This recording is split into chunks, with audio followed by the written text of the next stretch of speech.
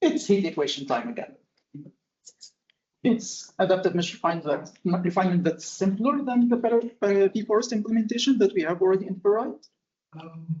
And that's some motivation why we need this. Originally, it might sound okay, we need it because of a hyperbolic equation, something that has a wave that's traveling or something, high gradient region.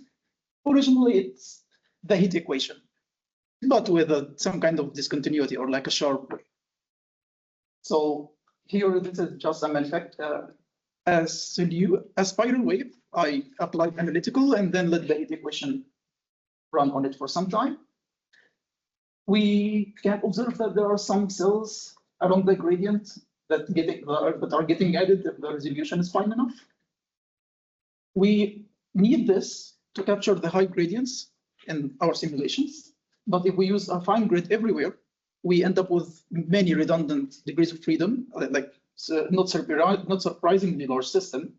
And the smallest elements dictate our delta T. If we do something like forward Euler, we will have to fulfill the CFL condition of the worst element we have. And this is so bad. So let's skip the roadmap and talk a bit about adaptive mesh refinement. What we have in parallel for us now is that we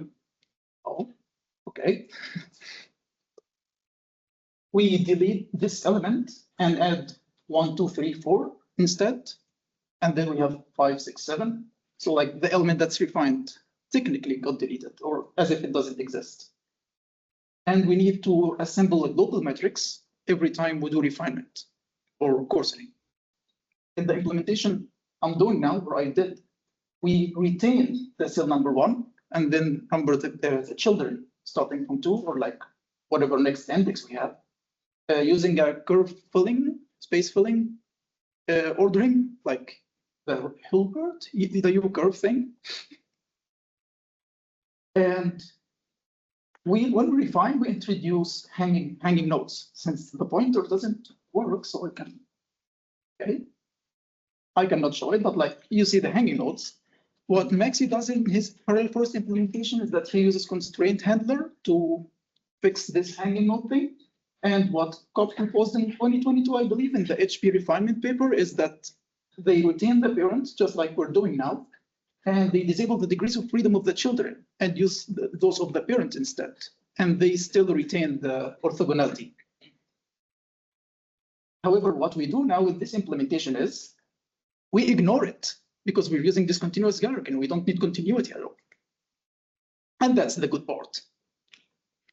Because when we use this continuous Galerkin, we can do something cool called local time stepping. Because the maze matrix is now block diagonal. So we can treat each element as its own problem and take a different time step for each element separately. So this is like delta T for some elements. You see the red is the highest delta T because they are coarser elements, and the blue are the lowest delta T. Some heat equation again, because everybody loves the heat equation. MI is like block diagonal because the dots don't couple. The gradients are not 0, but the shape values are 0 on the boundaries.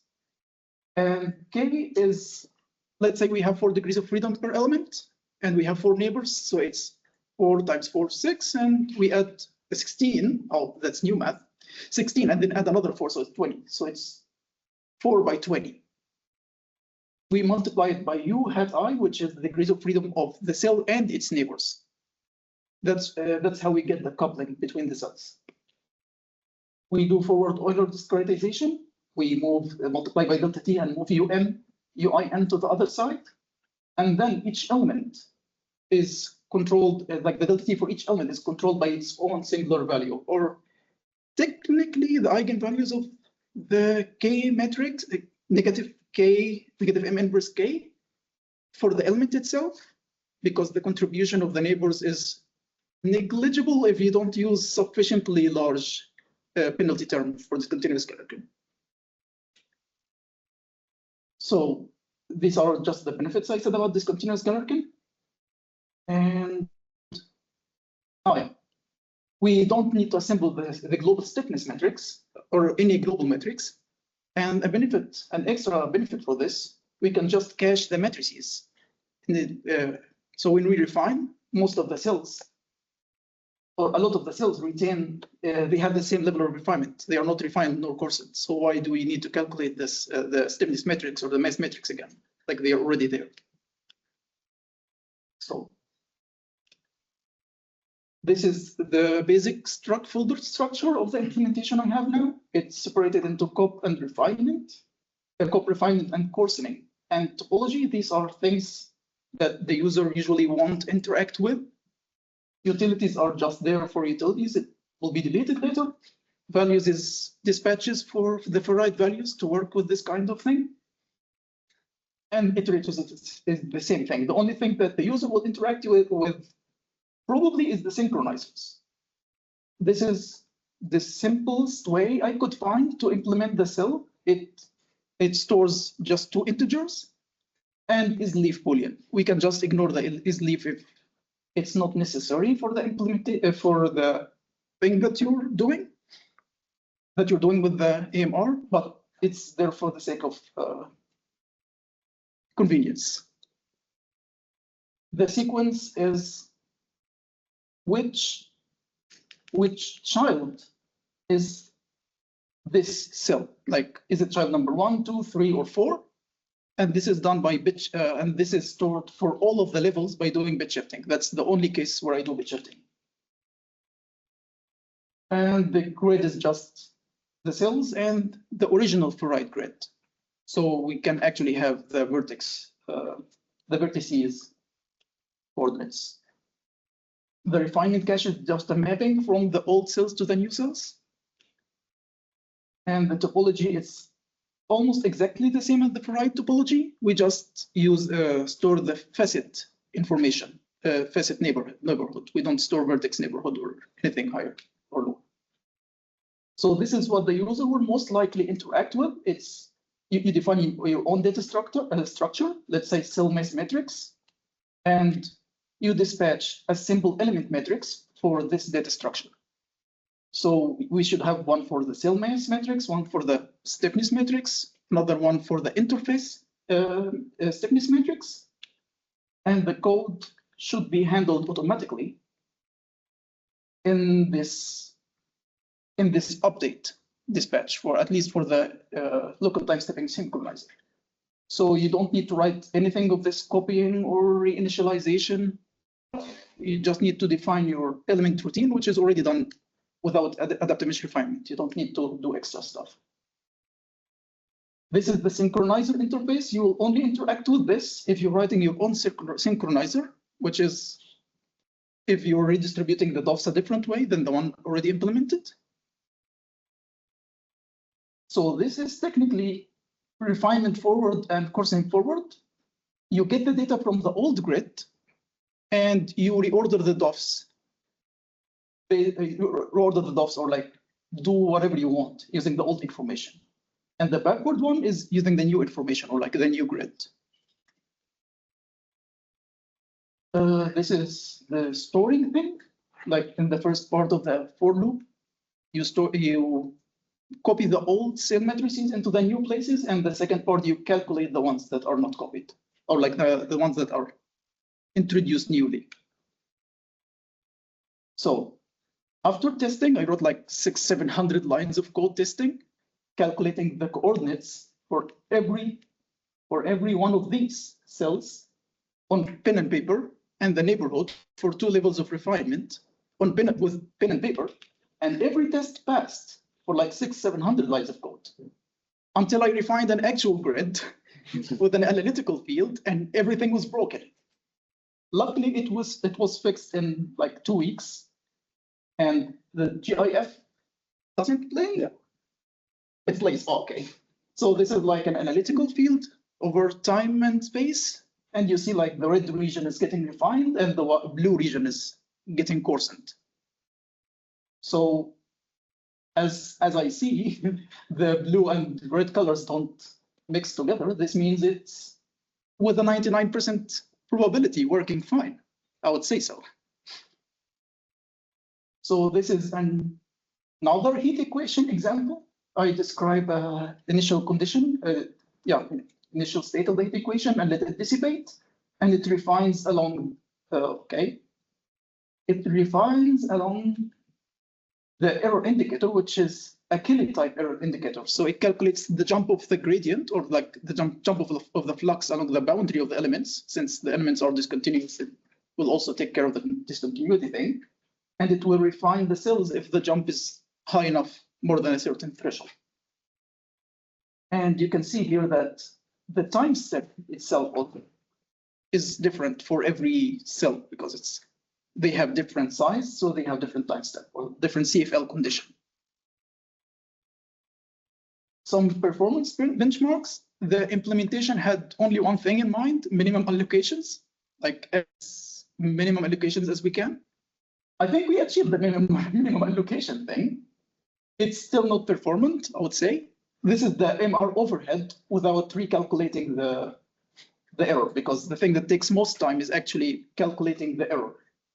We had to calculate it twice, once after refinement and once after coarsening. So also, there is probably a type instability that's affecting the performance of the AFR in the gradient. Sorry, not of the MR, but of the error estimator, and thus of the AMR in the function gradient. It allocates twice per core for some reason. So here we see that the most time spent is in time stepping, which is a good indicator. That's what we want. We don't want to add overhead. And probably the time stepping thing is because we are jumping across indices for, we're jumping across indices for the cells. They are not like next to each other in memory, so we get cache misses. And that's the, So the current state, the topology works, and it's tested for 2D and 3D with pen and paper and with examples. Discontinuous Galerkin works, is tested for 2D with real examples. And continuous interpolations should be done soon, hopefully. I mean, it's not far away, I guess. The priority to do is to make it's blazingly fast, and this typo is intentional. These are the two allocation things that are making the performance bad at calculating the error, or the Kelly-like error estimator, or the Kelly error estimator. And take care of cache misses, and you write it in Rust. Of course, everything needs to be written in Rust. So, and that's it. Any? You want to say conclusions? I mean, what to conclude, man? Yeah. We have an example that works in discontinuous Galerkin. Nobody uses discontinuous Galerkin except for us. Except for us. Okay, let's get. You got 2 rounds there.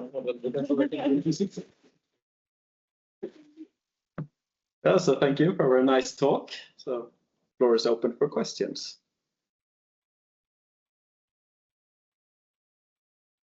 Yeah, I have one. So maybe someone has done it, but we have now done this P4est. Now we have this for discontinuous Galerkin. But in your opinion, why didn't we start with implementing some functionality for like triangle splitting? We have done that. Yeah, but no one has a code for it that you could use, right? Available. Public, nah. But is there a reason? I mean, this stemmed from our use case that we actually use quadrilaterals because triangles are not that fun when dealing with like calculating the gradient after you calculate the field itself. But Dennis maybe has a better answer. Yeah, triangles and simplicities contend with factors. I mean, all problems they perform significantly. We don't use it. But it's over to no. I think the triangle splitting code is actually public. I wrote that for teaching. I think that's on some Solids repository. Oh, nice. Okay. More questions? I have one. One more, of course, because now I'm not sure if I got it right, but you said that you don't need to update now as mass matrix, I believe, or was the stiffness? If the element is not refined nor coarsened, you don't update neither the mass nor the stiffness matrix unless like there is a condition that requires it to be updated, like you have a conductivity that varies over time. Okay, yeah. Yeah.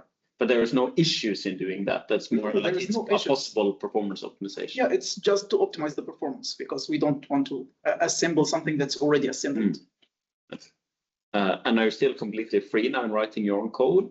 Because you talked about this interface with assemble element. Do you have to follow that, or is it also possible to write just the standard way?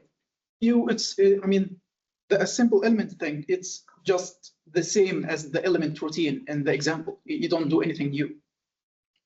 I mean, this part, go back. You call assemble element. The values cache thing is nothing but the cell values. No, but this is not user code, or this is user code. This is not user code. This is like handled in the background. You just dispatch assemble element. Yeah, exactly. So you need to follow that interface. Yeah. I mean, Yeah, the nice. interface, yes, but Yeah. like the code inside is just copy paste from the user element in the tutorials. Nice.